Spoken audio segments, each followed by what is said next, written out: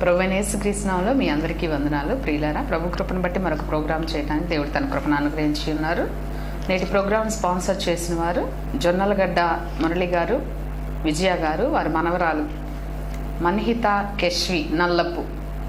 ఆ చిన్న బిడ్డ పేరు మీద ఈ ప్రోగ్రాంను స్పాన్సర్ చేస్తూ ఉన్నారు. ఆ ప్రియమైన బిడ్డకు 5 సంవత్సరాల నుండి 6వ సంవత్సరంలోనికి ప్రవేశించిన సందర్భంగా అనేకులు దేవుని వాక్యాన్ని విని ఆశీర్వదించబడాలని ఇటు రీతిగా ఈ ప్రోగ్రాం స్పాన్సర్ చేస్తుండగా దేవుడు వారిని, వారి కుటుంబాన్ని బహుగా ఆశీర్వదించి వర్ధెలు చేయను గాక. ఆమేన్. ప్రియులారా, రండి దేవుని వాక్యాన్ని మనం ధ్యానిద్దాం. మార్కు సువార్త 10వ అధ్యాయము 13వ వచనాన్ని చూద్దాం. తమ చిన్న బిడ్డలను ముట్టవలనని కొందరు ఆయన యొద్దకు వారిని తీసుకొని వచ్చిరి. అయితే శిష్యులు వారిని తీసుకొని వచ్చిన వారిని గద్దించిరి. యేసు అది చూచి కోపపడి, చిన్న బిడ్డలను నా యొద్దకు రానీయుడి, వారిని ఆటంకపరచవద్దు, దేవుని రాజ్యం ఇలాంటి వారిదే. చిన్న బిడ్డ వలె దేవుని రాజ్యం అంగీకరింపని వాడు అందులో ఎంత మాత్రమును ప్రవేశింపడని మీతో నిశ్చయముగా చెప్పుచున్నానని చెప్పి ఆ బిడ్డలను ఎత్తి కౌగిలించుకొని వారి మీద చేతులుంచి ఆశీర్వదించెను. ప్రియులరా, మనం గమనించినప్పుడు యేసుక్రీస్తు ప్రభువారు ఈ లోకంలో మరి సజీవంగా సంచరిస్తూ జీవిస్తూ ఉన్నప్పుడు ఆయన ఒక గొప్ప బోధకుడిగా ఎంచబడుతూ ఉన్నారు. అటువంటి సందర్భంలో ప్రభువారు అనేక ప్రదేశాలని సందర్శిస్తూ ఉన్నప్పుడు చాలామంది మరి పెద్దవారు ఏం చేశారంటే తమ చిన్న పిల్లల్ని తీసుకుని వచ్చి ప్రభు చెంతకు తీసుకుని వచ్చి ఆయన చేత వారి బిడ్డలు ఆశీర్వదించబడాలని వారు కోరుకున్న వారుగా ఉంటూ ఉన్నారు. అటువంటి ఒక సందర్భాన్ని మనం ఇక్కడ చూస్తున్నాం. తమ చిన్న బిడ్డలను ముట్టవలనని కొందరు ఆయన యొద్దకు వారిని తీసుకుని వచ్చిరి అనేటువంటి మాటలు. ప్రియులారా, మనం గమనించినప్పుడు ప్రతి తల్లిదండ్రులు కూడా తమ బిడ్డలు ఆశీర్వదించబడాలని, వర్ధిల్లాలని, ఉన్నతమైన భవిష్యత్తు జీవితాన్ని కలిగి ఉండాలని చెప్పి మరి కోరుకుంటూ ఉంటారు. ప్రియులారా, దేవుని సేవకులను పిలిచి మరి వారికి ఆతిథ్యం ఇచ్చి వారి ద్వారా తమ బిడ్డలు ఆశీర్వదించబడాలని ప్రార్థన చేయండి అని దైవజనులకు మరి అనేక మంది చెప్పటం మనం చూస్తూ ఉన్నాం. ఎందుకంటే దైవజనుల ప్రార్థన, బోధకుల ప్రార్థన దేవుడు ఆలకించి బిడ్డలకు మంచి భవిష్యత్తు జీవితాన్ని దయచేస్తాడు. తన సేవకుల మాటని దేవుడు రూఢిపరిచేవాడు. కాబట్టి అటు రీతిగా ప్రతి ఒక్కరూ కూడా తమ బిడ్డల విషయమై మరి వారు ఆశీర్వదించబడాలని, వారు ఉన్నతంగా జీవితాన్ని కలిగి ఉండాలని ఆశించడం సహజమైన విషయమే. మనం కూడా ఆ రీతిగానే బిడ్డల విషయంలో ప్రవర్తించవలసిన వారంగా ఉంటున్నాం. కానీ చాలా మందిని మనం గమనించినప్పుడు ప్రియులరా, మరి తల్లిదండ్రులే తమ పిల్లల్ని దూషిస్తూ ఉంటారు. నువ్వెందుకు పనికిరాని వాడు, నువ్వెందుకు పనికిరాని దానివి, పనికి మాలిన పిల్లలు మీరని చెప్పి పిల్లల్ని దూషిస్తుంటారు. ప్రియులరా, దయచేసి గమనించండి, ఎవ్వరు కూడా ఆ రీతిగా మరి పిల్లలని మరి దూషించవద్దు. ఎందుకంటే తల్లిదండ్రులు దేవుని యొక్క ప్రతినిధులు. తల్లిదండ్రులు పలికిన మాట మరి దేవుడు స్థిరపరుస్తాడు. కాబట్టి పిల్లల్ని ప్రయోజకులుగా ఉండాలని, వారు ఆశీర్వదించబడాలని, వారు ఉన్నతమైన జీవితాన్ని గడపాలని మరి ఆశీర్వదించండి తప్ప ప్రతి దినము కూడా లేచిన వెంటనే మీ బిడ్డల్ని దీవించండి, వారిని యేసుక్రీస్తు నామములో ఆశీర్వదించండి, ఉన్నతమైన భవిష్యత్తును కలిగి ఉండాలి అని చెప్పి మీరు కోరుకోండి. మంచి జ్ఞానాన్ని దయచేయమని దేవుని సన్నిధిలో ప్రార్థించండి. ప్రియులారా, మనం గమనించినప్పుడు ఆ రీతిగానే కొందరు యేసుక్రీస్తు ప్రభు దగ్గరికి తమ చిన్న బిడ్డల్ని తీసుకొని వచ్చి మరి బిడ్డల్ని ఆశీర్వదించమని ప్రభుని కోరినప్పుడు అక్కడ ఉన్నటువంటి శిష్యులు ఏం చేస్తా ఉన్నారంటే ఆటంకపరుస్తూ ఉన్నారు. ఎందుకు మీరు పిల్లల్ని తీసుకొని వస్తా ఉన్నారు బోధకుని దగ్గరికి?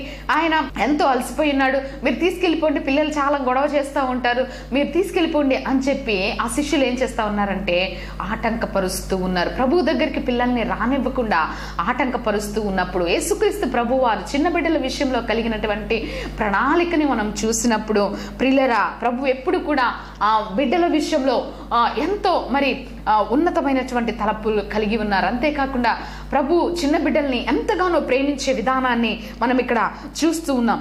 చూడండి, అయితే ప్రభు అంటున్నారు, యేసు అది చూచి కోపపడి, మరి చూడండి యేసుక్రీస్తు ప్రభు వారికి కోపం తెప్పించిన సంఘటన ఏమిటి అంటే ఆ చిన్న బిడ్డల్ని తన దగ్గరికి రానివ్వకుండా ఆటంకపరుస్తున్న తన శిష్యుల మీద ప్రభువు కోపపడ్డారు. అవునండి, పిల్లల్ని దేవుని సన్నిధిలోనికి మనం నడిపించాలి. కానీ చాలా మంది తల్లిదండ్రులు చిన్నపిల్లల్ని అంటూ ఉంటారు, నువ్వు వెళ్ళి అక్కడ కూర్చొని ఊరికే గొడవ చేస్తూ ఉంటావు, ఏం అవసరం లేదు, నువ్వేమీ సండే స్కూల్కి వెళ్ళవసరం లేదు, నువ్వేం దేవుని సన్నిధికి రానవసరం లేదు, నువ్వు ఇంట్లో ఒక మూలన కూర్చో అని చెప్పేటువంటి చాలా మంది పెద్దవారిని మనం చూస్తూ ఉన్నప్పుడు ఆశ్చర్యం వేస్తూ ఉంది. ఎందుకంటే బాలుడు నడవవలసిన త్రోవను వానికి నేర్పువాడు పెద్దవాడైనప్పుడు దాని నుండి తొలగిపోవడానికి దేవుని వాక్యం సెలవిస్తూ ఉంది. కాబట్టి వారు ఏ రీతిగా ప్రవర్తించాలి, ఎలాగో ఆశీర్వదించబడాలి, జ్ఞానాన్ని సంపాదించుకోవాలి, ఈ లోకంలో వర్ధిల్లాలి, ఒక ఉన్నతమైన జీవిత విధానాన్ని కలిగి ఉండాలి అనేది వారు నేర్చుకునేది పొందింది దేవుని సన్నిధిలోనే. కాబట్టి ప్రియులరా, చిన్నపిల్లలని ఆటంకపరచగా మరి ప్రభు దగ్గరికి మనము నడిపించవలసిన వారముగా ఉంటున్నాం. చిన్నతనము నుంచే వారిలో మరి దేవుని యొక్క భక్తిని, విశ్వాస జీవితాన్ని అలవర్చవలసిన బాధ్యత ప్రతి తల్లిదండ్రుల పైన కూడా ఉంది. ప్రియులరా, మనం గమనించినప్పుడు ప్రభువుకి కోపం వచ్చింది. ఎప్పుడైతే శిష్యులు అడ్డగించారో అది చూసినప్పుడు ప్రభువుకి వారి మీద కోపం వచ్చింది. యేసు అది చూచి కోపపడి, చిన్న బిడ్డలను నా యొద్దకు రానీయుడి, వారిని ఆటంకపరచవద్దు, దేవుని రాజ్యము ఇలాంటి వారిది. చిన్న బిడ్డ వలె దేవుని రాజ్యం అంగీకరింపని వాడు అందులో ఎంత మాత్రమును ప్రవేశింపడని మీతో నిశ్చయముగా చెప్పుచున్నానని చెప్పి ఆ బిడ్డలను ఎత్తి కౌగలించుకొని వారి మీద చేతులుంచి ఆశీర్వదించెను. ప్రభువు మరి ఆ చిన్న బిడ్డలను చూసినప్పుడు మరి శిష్యుల మీద కోపపడి, మీరు వారిని నా దగ్గరికి రానివ్వండి, ఇటువంటి చిన్న బిడ్డలదే పరలోక రాజ్యం. ఎవరైతే మారు మనసు పొంది చిన్న బిడ్డల వలె మరి ఏ విధమైనటువంటి కల్లా కపటము లేకుండా, కుట్ర కానీ వారి జీవితంలో మరి వారి యొక్క వయసులో ఆ చిన్న బిడ్డలకి ఏమీ తెలియదు. వారు తమ పట్ల ఎవరైనా మరి వారిని ఎవరన్నా కొట్టినా తిట్టినా కూడా వెంటనే మర్చిపోయి మరలా వాళ్ళు ఏం చేస్తారంటే సమాధాన పడతారు. చిన్నపిల్లల మనసులో ఏ విధమైన ద్వేషభావం కానీ, అసూయ కానీ, పెద్దవారిలో ఉండేటువంటి మరి ఆ రాగద్వేషాలు ఏవి కూడా వారిలో ఉండవు. వారు కేవలము ప్రేమ హృదయాన్ని కలిగి ఉంటారు అంతే తప్ప మరి వారికి ఏ విధమైనటువంటి మరి పన్నాగాలు, కుట్రలు, ఇతరులకి కీడు చేసే మనస్తత్వం చిన్న బిడ్డల్లో ఉండదు. కాబట్టి ప్రతి ఒక్కరు కూడా చిన్న బిడ్డలను పోలి మరి ఉంటేనే పరలోక రాజ్యంలో వారికి పౌరసత్వం అనే ప్రభు సెలవిస్తూ ఉన్నాడు. వారిని మీరు ఆటంకపరచవద్దు, ఇలాంటి వారిదే పరలోక రాజ్యము. మీరు కూడా అలాగే ఉండాలి. మరి పసిపిల్లలను పోలిన వారై మరి శుద్ధమైన మనస్సుతో విశ్వాసంలో మీరు జీవించాలి. పవిత్రమైన హృదయాలను మీరు కలిగి ఉండాలని ప్రభు చిన్న బిడ్డలని మాదిరిగా చూపిస్తూ ఉన్నారు. అంతేకాకుండా వారిని ఎత్తుకున్నారు, ప్రభు కౌగలించుకున్నాడు, ముద్దు పెట్టుకున్నాడు, చేతులెత్తి బిడ్డలని ఆశీర్వదించిన వారుగా ఉంటూ ఉన్నారు. కాబట్టి ప్రియులరా, పిల్లలు దేవుడిచ్చిన బహుమానం కాబట్టి వారిని మరి జ్ఞానయుక్తంగా పెంచాలి. వారిని ఏ రీతిగా దేవునికి అనుకూలంగా పెంచాలో ఆ జ్ఞానాన్ని దయచేసేది కూడా దేవుడే. కాబట్టి ప్రతి దినం కూడా ప్రార్థన చేయాలి, ప్రభువా మా బిడ్డల చుట్టూ నీ పరిశుద్ధాత్మని కావలి ఉంచండి, ఏ అపాయము కీడు వారిని అంటకుండా మీరు కాపాడండి, వారిని ఏ రీతిగా పెంచాలో తగిన జ్ఞానాన్ని మాకు దయచేయండి. ఒక సమాజానికి ఉన్నతమైన మంచి పౌరులుగా వారు ఉండాలి, నీ నామమునకు మహిమకరంగా వారు ఉండాలి. ఆ రీతిగా పెంచగలిగే జ్ఞానాన్ని మాకు దయచేయండి. లోబడగల మనస్సు బిడ్డలకు దయచేయండి.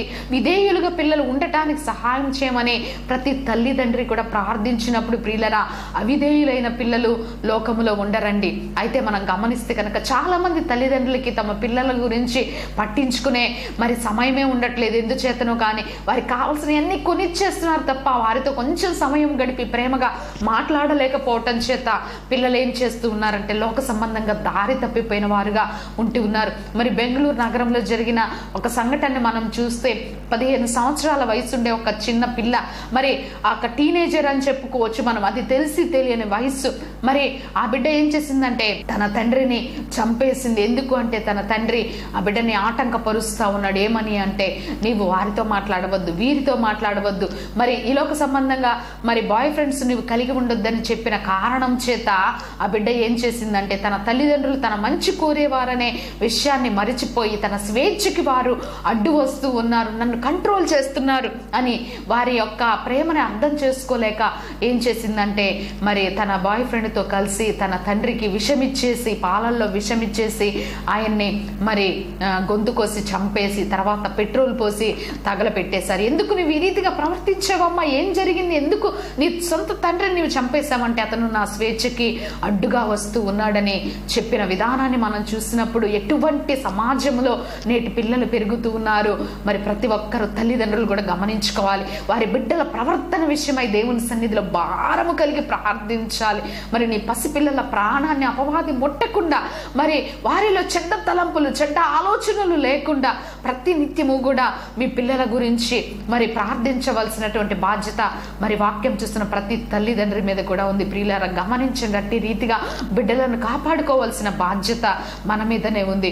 అయితే ఆ పిల్లలను దేవుని సన్నిధికి రానికుండా మరి పెద్దవారు ఆటంకపరుస్తూ ఉన్నప్పుడు ప్రభు వారిని గద్దించారు, కోపపడ్డారు.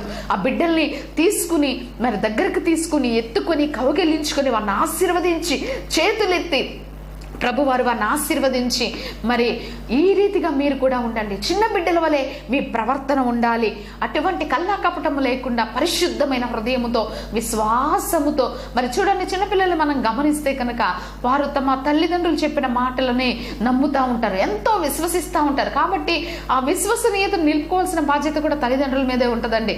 ఎప్పుడన్నా తల్లిదండ్రులు మాట తప్పిపోయారనుకో, అప్పుడు పిల్లలు అనుకుంటారు మీరు చెప్తారు కానీ మీరు చెయ్యరు, కాబట్టి మేము మిమ్మల్ని నమ్మము. ఆ పరిస్థితి ఎవ్వరు కూడా తెచ్చుకోవద్దు. వారికి ఏదైతే వాగ్దానం చేశారో ఆ రీతిగా చేయటానికి ప్రయత్నించండి. మరి మనం గమనించినప్పుడు చిన్న బిడ్డలు ఎంతో విశ్వాసంతో ఉంటారు, తమ తల్లిదండ్రులు చెప్పే మాటలని వారు నమ్ముతూ ఉంటారు.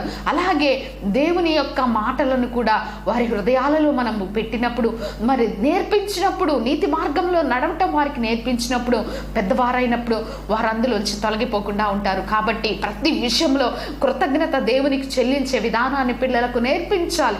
స్తుతించడం వారికి నేర్పించినప్పుడు ప్రతి కీడు నుంచి వారు తప్పించబడతారు. ప్రియులారా, మనం గమనించినప్పుడు కీర్తన గ్రంథం 8వ అధ్యాయంలో మనం చూస్తే గనక మరి మనం గమనించినప్పుడు అక్కడ ఏమని వ్రాయబడి ఉంటుందంటే, మరి బాలుర యొక్కయు చంటి పిల్లల యొక్కయు స్తుతుల మూలంలో నీ ఒక దుర్గమును స్థాపించి ఉన్నావు అని.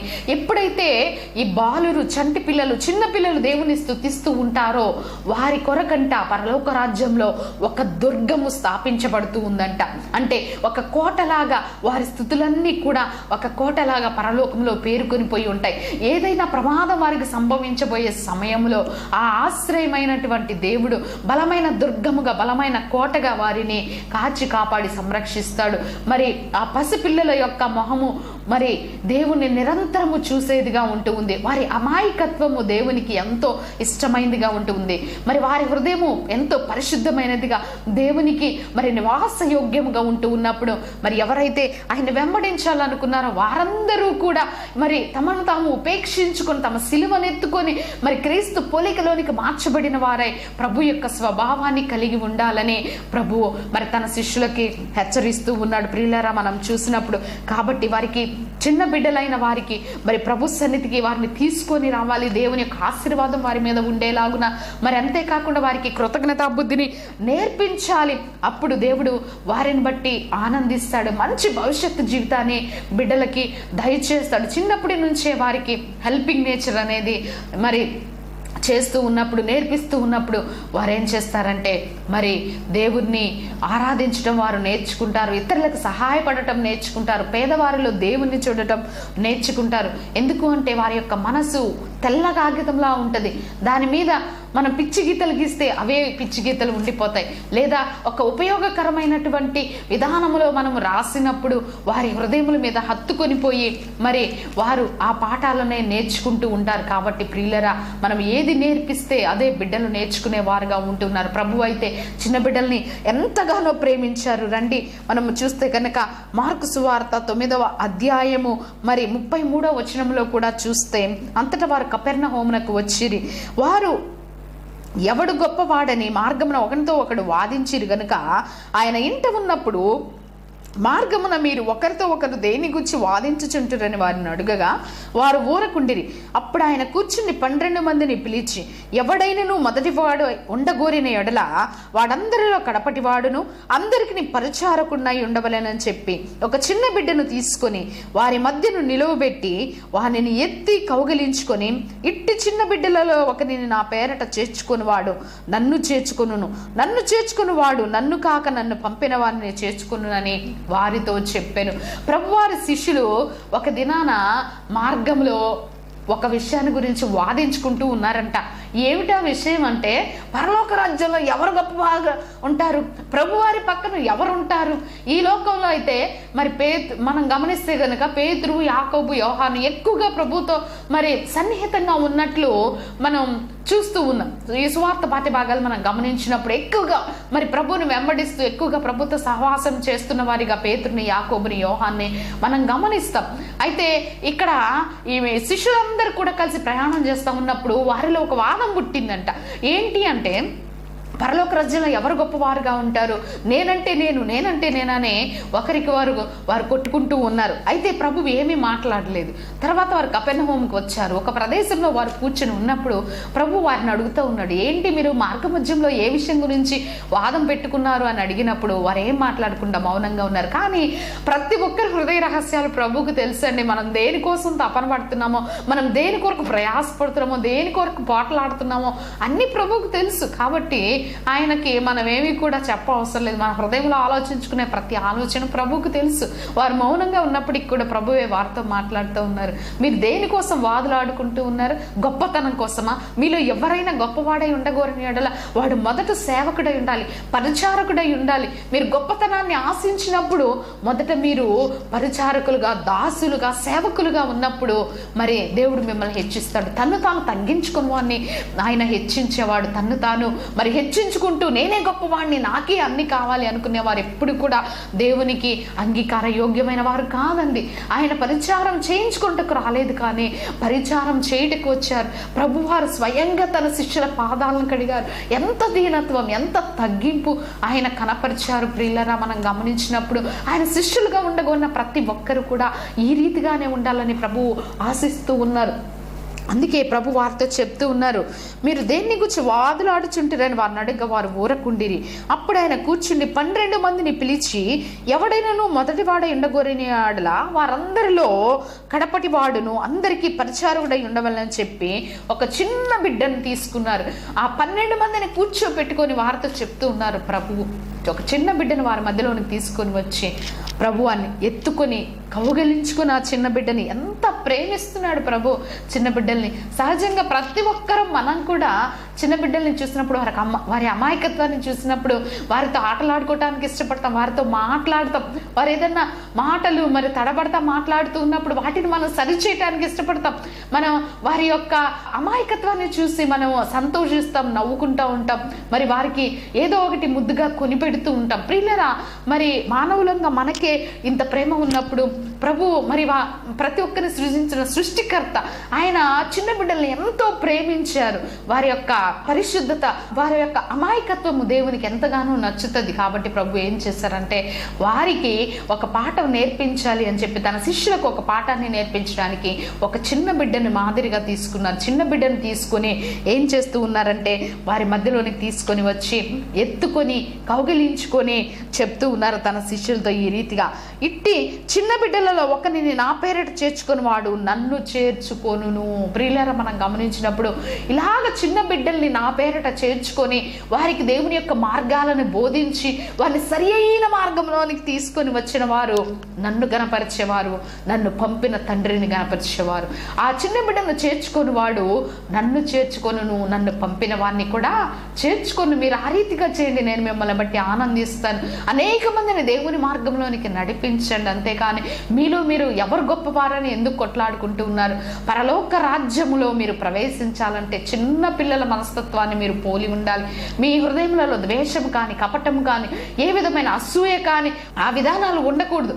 వారికంటే నేనే గొప్పవాడిని, నేనే గొప్పదాన్ని, పరలోక రాజ్యంలో ఫస్ట్ వెళ్ళేది నేనే అని గనక నీవు ప్రకటించుకుంటే నీకు పరలోక రాజ్యం ఎన్నటికీ దక్కదని దేవుని వాక్యం మనకి స్పష్టంగా తెలియజేస్తుంది. ఎవరు తమను తాము తగ్గించుకుంటారో, తమ స్థితిని బట్టి దేవుని సన్నిధిలో ఆనందిస్తా తగ్గించుకొని ప్రభువా నీవు మాత్రమే హెచ్చించబడాలి అని ప్రభువుని గణపరుస్తూ తమ జీవితాల్లో మరి దేవుడు చేసిన ప్రతి కార్యాన్ని బట్టి చిన్న బిడ్డల వలె ఆయన కృతజ్ఞతాస్తుతి చెల్లిస్తూ మరి ఆయన ఎంత ఆనందిస్తూ ఉంటారో వారిని మాత్రమే మరి దేవుడు తన పరలోక రాజ్యానికి వారసులుగా నియమించానని చెప్తూ ఉన్నాడు. ప్రియులారా, మత్తయి సువార్త 18వ అధ్యాయము 1వ వచనం నుంచి చూస్తే కనుక, ఆ కాలమున శిష్యులు యేసునందుకు వచ్చి పరలోక రాజ్యంలో ఎవడు గొప్పవాడని అడుగుగా ఆయన యొక్క చిన్న బిడ్డను తన యొద్దకు పిలిచి వారి మధ్యను నిలువబెట్టి ఇట్లా, నేను మీరు మార్పు నుండి బిడ్డల వంటి వారైతేనే కానీ పరలోక రాజ్యంలో ప్రవేశింపరని మీతో నిశ్చయముగా చెప్పుచున్నాను. కాగా ఈ బిడ్డల వలె తను తాను తగ్గించుకుని వాడెవడో పరలోక రాజ్యంలో వారే గొప్పవారని చెప్తున్నారు ప్రభు. పిల్లల వలె తమను తాము తగ్గించుకొని వారు ఆడుకుంటూ ఉన్నప్పుడు చూడండి, వారు ఏం చేస్తారంటే పిల్లలతో వారు గొప్పవారా పేదవారా అని చూడరు.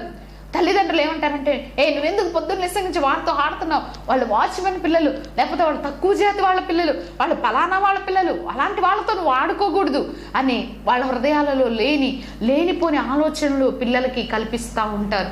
వారు పసితనం ఎంత అమాయకంగా వారు ఎదుటివారు ఏ కులానికి చెందినవారు, ఏ మతానికి చెందినవారు, వారి యొక్క సోషల్ స్టేటస్ ఏంటి అవేమి పట్టించుకోరండి. వారు కేవలము ఎదుటి వారిని పిల్లల్లాగా ట్రీట్ చేస్తారు అంతే, ఒక మనిషిలాగా ట్రీట్ చేస్తారంటే, స్నేహితుల్లాగా ట్రీట్ చేస్తారు. చక్కగా వారితో సంతోషంగా కలిసి ఆడుకుంటూ ఉంటారు.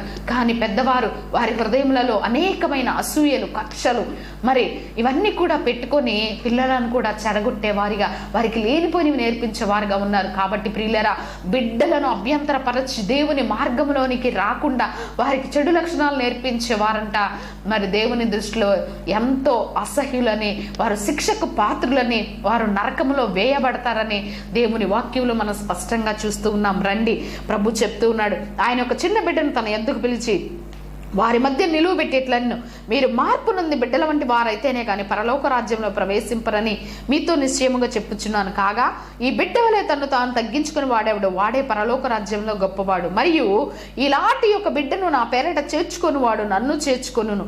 నా యందు విశ్వాసముంచి ఈ చిన్నవారిలో ఒకరిని అభ్యంతరపరచువాడెవడో వాడు మెడకు పెద్ద తిరగటి రాయి కట్టబడిన వాడై మిక్కిలి లోతైన సముద్రంలో ముంచివేయబడుట వానికి మేలు. ప్రియులరా, ప్రభు చెప్పినటువంటి ఈ శిక్షను చూడండి. ఎవరు ఈ చిన్న బిడ్డల్ని నా యొద్దకు రానీయకుండా మరి అభ్యంతరపరుస్తూ ఉన్నారో, వారిని విశ్వాస జీవితంలో కొనసాగనీయకుండా వారికి లేనిపోయిన ఆటంకాలను కల్పిస్తూ ఉన్నారో, అటువంటి వారు మెడకి పెద్ద తిరగటరాయి కట్టబడి సముద్రంలో ముంచివేయబడుట వారికి మేలు. ఎందుకు అంటే మరి వారు నరకాన్ని కోరుకుంటూ ఉన్నారు, తాము చెడిపోయి తమ పిల్లల్ని కూడా చెడగొట్టేవారుగా ఉంటూ ఉన్నారు. కాబట్టి జాగ్రత్త ప్రియమైన తల్లిదండ్రులారా, ఎటువంటి ప్రవర్తన మీరు కలిగి ఉన్నారు, మిమ్మల్ని బట్టి మరి మీ పిల్లలు నేర్చుకుంటారు. కాబట్టి లేనిపోయిన అసూయలు, కక్షలు, మరి ఇతరులతో సమాధానము లేని స్థితి, మరి గర్వంతో అహంకారంతో ప్రవర్తించే భావన మీలో ఉందేమో మిమ్మల్ని మీరు పరిశీలించుకోనండి. దేవునికి ఇష్టం లేనటువంటి ప్రతి లక్షణాన్ని కూడా విడిచిపెట్టి చిన్న బిడ్డల వలె మార్పు పొందిన వారమైతేనే మనకి పరలోక రాజ్యంలో స్థానమని దేవుని వాక్యము స్పష్టంగా సెలవిస్తుండగా మనల్ని మనం పరిశీలించుకొని దేవునికి ఇష్టం లేని ప్రతి లక్షణాన్ని కూడా విసర్జించి మరి విశ్వాసం ఉంచుతారంట చిన్నపిల్లలు. మరి వారికి ఏ విధమైనటువంటి అనుమానం అనేది, సందేహం అనేది ఉండదు. తమ తల్లిదండ్రుల్ని ఎంత నమ్ముతారో అలాగే దేవుని పట్ల కూడా వారు అటువంటి విశ్వాసాన్ని కలిగి ఉంటారు. ఏదైనా దేవుడు నీకు ఇస్తాడు అంటే వారు నిజంగా దేవుడు నాకు ఇచ్చేశాడు అని నమ్ముతారు. కాబట్టి అటువంటి పరిపూర్ణమైన విశ్వాసాన్ని మనము నేర్చుకోవాలని, చిన్న బిడ్డల వంటి మరి మనస్సును మనం కలిగి జీవించాలని ప్రభు కోరుకుంటూ ఉన్నాడు. ఆ రీతిగా కాకుండా ఎవరైతే పిల్లల్ని దేవుని దగ్గరికి రానికుండా ఆటంకపరుస్తూ ఉన్నారో, వారికి ఎవరి వలన అభ్యంతరం కలుగుతుందో వారికి నరకంలో శిక్ష విధించబడుతుంది అని దేవుని వాక్యంలో మనము చూస్తూ ఉన్నాం. ఆనాటి దినాలలో గ్రీకులు, రోమన్లు మరి భయంకరమైన నేరస్తులకి శిక్ష విధించేవాళ్ళు. ఎట్లాగూ అంటే ఒక పెద్ద తిరగటి రాయిని, ఒక పెద్ద రాయిని వారి మెడకు కట్టి వారిని సముద్రంలో విసిరివేసేవారు. ఆ రీతిగా వారు సముద్రం యొక్క అడుగు భాగానికి వెళ్ళిపోయేవారు. వారి యొక్క జ్ఞాపకం ఇక భూమి మీద ఉండేది కాదు. అటువంటి పెద్ద నేరస్తులకు విధించబడే శిక్ష అది. అయితే ప్రియులారా, మనం చూస్తే ప్రభు అక్కడ జరిగే సంఘటనల ఆధారంగానే మరి ప్రభు మరి తన శిష్యులకు ఒక పాఠాన్ని నేర్పించాలి అనుకున్నారు. ఎందుకంటే వారు గొడవలు పెట్టుకుంటూ ఉన్నారు, వాదులు ఆడుకుంటూ ఉన్నారు. పరలోక రాజ్యంలో నేను గొప్పవాడిని, నేను ఆ స్థితిలో ఉంటా, నేనే స్థితిలో ఉంటా, ప్రభువుకి నేనంటే ఇష్టం అని వారు వాదాలు ఆడుకుంటూ ఉన్నప్పుడు ప్రభు వారికి ఈ పాఠాన్ని నేర్పించాలి అనుకుంటూ ఉన్నారు.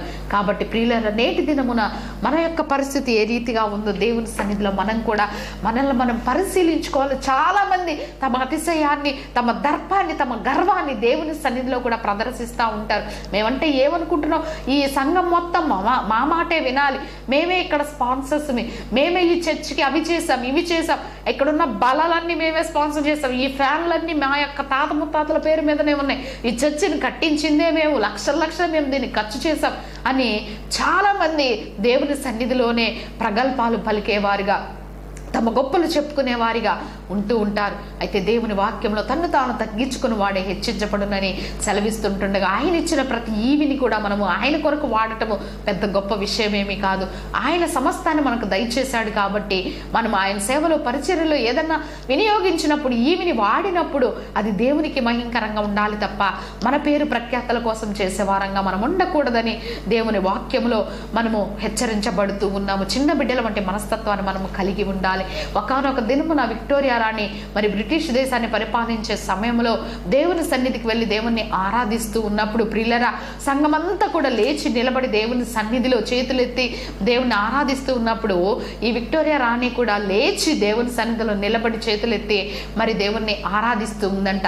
అటువంటి సమయంలో ఆ విషయాన్ని గమనించినటువంటి ఆమె యొక్క దాసులు లేదంటే ఆమె దగ్గర పనిచేసేటువంటి వారు ఏం చేశారంటే ఇంటికి వచ్చిన తర్వాత ఆ రాణి గారితో అన్నారమ్మా, మీరు సంఘంతో పాటు మీరు అందరూ కూడా లేచి నిలబడి ఆరాధించవలసిన అవసరం ఏమీ లేదు. మీరు చక్కగా కాలు మీద కాలేసుకొని కూర్చోవచ్చు. మీరు ఒక రాణి గారు కాబట్టి ఆ రీతిగా సామాన్య ప్రజలతో కలిసి మీరందరూ కూడా వారితో పాటు లేచి నిలబడాల్సిన అవసరం ఏముంది? ఎందుకు ఆ రీతిగా మీరు లేచి నిలబడ్డారని ఆమెని ప్రశ్నించారు. నెక్స్ట్ టైం మీరు ఆ రీతిగా నిలబడ అవసరం లేదని కూడా వారు ఒక సలహా ఇచ్చారంట. అప్పుడు ఆ విక్టోరియా రాణి మరి వారికి చెప్పిన విధానం ఏమిటి అంటే సంఘమంతా లేచి దేవుని సన్నిధిలో మౌనంగా ఆయన ఆరాధిస్తూ ఉన్నప్పుడు ఆయన గణపరుస్తూ ఉన్నప్పుడు నా యొక్క అధికారాన్ని నా యొక్క దర్పాన్ని ప్రదర్శించడం నాకేమాత్రం నచ్చలేదు. ఆ రీతిగా నేను ప్రవర్తించకూడదు. నేను ఈ దేశాన్ని పరిపాలించే రాణినైతే అయ్యి ఉండొచ్చు, కానీ నన్ను పరిపాలించే రాజాది రాజు దగ్గర నేను ఒక దాసురాలినే. కాబట్టి ఆ రాజాది రాజైన యేసుక్రీస్తు సన్నిధిలో నన్ను నేను తగ్గించుకొని లేచి అందరితో పాటు నిలబడ్డాను. ఎందుకంటే నేను అందరిలో ఒకదానినే. ఎందుకంటే ఆయన చేత నేను సృజించబడ్డాను, ఆయన చేతనే నాకు అధికారము ఇవ్వబడింది. కాబట్టి నాకు అధికారం ఇచ్చిన రాజు ఎదురుగా నా యొక్క గొప్పతనాన్ని నేను ప్రదర్శించలేను అని ఆమె చెప్పినప్పుడు ఆమె యొక్క సేవకులు కూడా ఆ తగ్గింపు స్వభావాన్ని బట్టి ఆశ్చర్యపోయారు. ఆ రీతిగా ప్రవర్తించడానికి వారు కూడా నేర్చుకున్నారు. కాబట్టి ప్రియులరా ఎవరైతే మరి ఆ రీతిగా తమను తాము తగ్గించుకుంటారో దేవుని సన్నిధిలో వారు దేవుని చేత గణపరచబడతారు. కాబట్టి ఆమె చరిత్రలో ఒక ఉన్నతమైన వ్యక్తిత్వం కలిగినటువంటి రాణిగా మిగిలిపోయింది. కారణం ఆయన్ని గణపరిచే వారిని దేవుడు ఎప్పుడు కూడా సిగ్గుపరచడు. కాబట్టి దేవుడు నీకు ఒక అధికారాన్ని ఇచ్చాడా, ధనఘనతలు ఇచ్చాడా, ఈ లోకంలో ఒక ఉన్నతమైన జీవితాన్ని ఇచ్చాడా ప్రియ సహోదరుడ సహోదరు, దాన్ని బట్టి దేవునికి కృతజ్ఞతాస్తులు చెల్లించు. మరి నీ బిడ్డలను కూడా నీవు ఆ రీతిగానే మరి వినయమైన మనస్సుతో దేవుణ్ణి ఆరాధించేలాగా ప్రభు సన్నిధికి వారిని నడిపించు. అంతేగాని నువ్వు పలానా వారితో స్నేహం చేయొద్దు, నువ్వు పలానా వారి దగ్గర పక్కన కూర్చోవద్దు. మనం చాలా ఉన్నతమైన కుటుంబానికి చెందిన వారం, మనం చాలా గొప్పవారం, మనం పలానా కులం వారం, మనకి ఎన్ని కోట్ల ఆస్తి ఉంది. ఇటువంటి వ్యర్థమైన విషయాలు, లోక సంబంధమైన విషయాలతో పిల్లల మనస్సులను పాడు చేయకుండా బిడ్డల వలె బారు మనసు పొంది మరి పశ్చాత్తాపంతో మనం ఏ విధమైన కక్షలు, అసూయలు, మత్తతలు ఏవి లేకుండా పరిశుద్ధమైన హృదయంతో విశ్వాస జీవితంలో సాగిపోయినప్పుడు దేవుడు మన యందు ఆనందించేవాడిగా ఉంటాడు. కాబట్టి ప్రియులరా అట్టి రీతిగా మనము పిల్లల వలె దేవుని సన్నిధిలో మనల్ని మనం తగ్గించుకొని ప్రభువుని హెచ్చిస్తూ ప్రభు యందు విశ్వాస జీవితంలో సాగిపోవటానికి పరిశుద్ధాత్మ దేవుడు తన కృపను మనకి అనుగ్రహించును గాక. ప్రార్థనతో ఈ కార్యక్రమాన్ని ముగిద్దాం.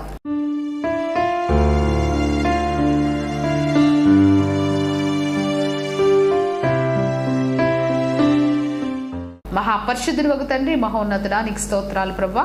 నీ పాద సన్నిధికి వస్తున్నాం తండ్రి. నువ్వు సెలవిచ్చిన శ్రేష్టమైన మాటలను బట్టి మేము నీ కృతజ్ఞతాస్తుతులు చెల్లిస్తున్నాం తండ్రి.